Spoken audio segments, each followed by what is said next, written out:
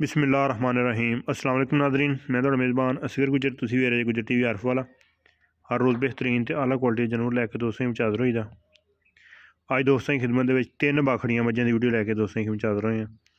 दोस्तों तिन्ने मज्झां गौर नाल वेख लैणियां। मझ अख सफैद चिट्टी आ, मत्था बोला वा। जैनून मझ दूसरा सूइयां होइयां।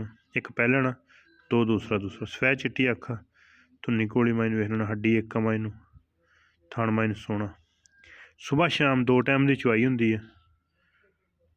खुड्डा दोस्तों वेखना, लिस्सियां मई थोड़ी बहुत सोहनी दी, थणा का वाधा घाटा हो हर तरह की तसल्ली गारंटी। यह मझ क्रॉस भी हो गई है, तकरीबन 3 तो 4 दिन। कद मझ नूं वड्डा वा, छोटा नहीं। सफैद चिट्टियां अखां वा, सोहना खुड्डा, सोहनियां हड्डियां, पूरी मझ। दूसरे नंबर पर यह पैहलन झोटी है, ये भी दोस्तों नूं खाने दोस्तों वेख लेनी है।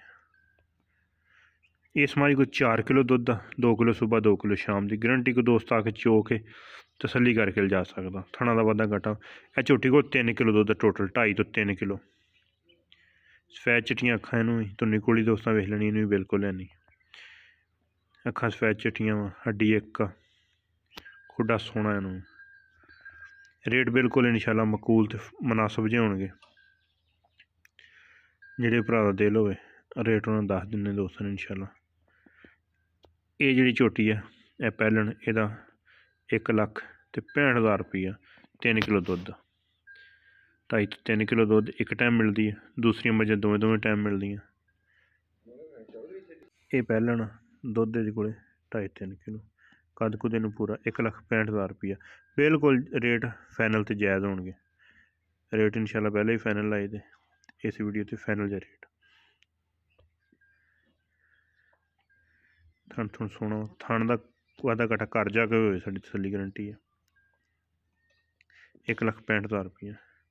यह मझ 2 लाख रुपया का रेट। दुध 4-4.5 किलो, 2-2, 2.5 किलो एक टाइम का दुध है। लिस्सियां वा थोड़ी, लेकिन मझां पूरियां जू दियां वा।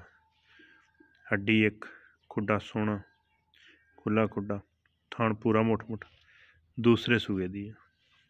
यदा रेट 2 लाख रुपया।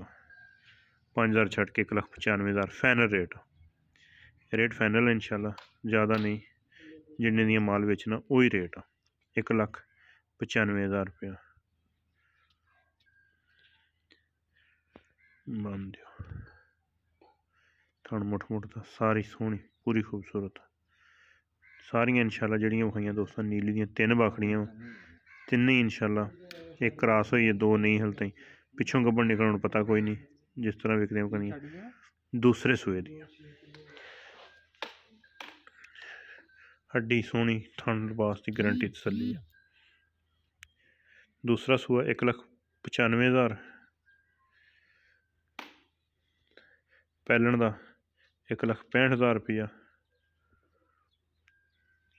रेट बिल्कुल फाइनल है, 1,65,000 रुपया। यह दूसरा 1,65,000 रुपया, 2.5-3 किलो दुध। रेट बिल्कुल फाइनल है। यदा रेट 1,80,000 रुपया। अगर किसी भरा दे बिल्कुल मुनासब रेट आ, इस तो थल्ले मुनासब रेट इंशाल्लाह कोई नहीं विखाएगा। रेट बिल्कुल मुनासब मकूल आ। अगर किसी भरा दे पसंद आइयां रबता कर लेना। रबता नंबर 0300। दो को दूसरे 4-4, 4.5 कर दोवें टाइम मिलदियां टीके ते। यह पैहलन इस को 3 किलो, 2.5 तो 3 किलो। उम्मीद करने का वीडियो आएगी दोस्तों ने पसंद। यदा 1,80,000, पैहलन का 1,65,000, दूसरी का 1,95,000।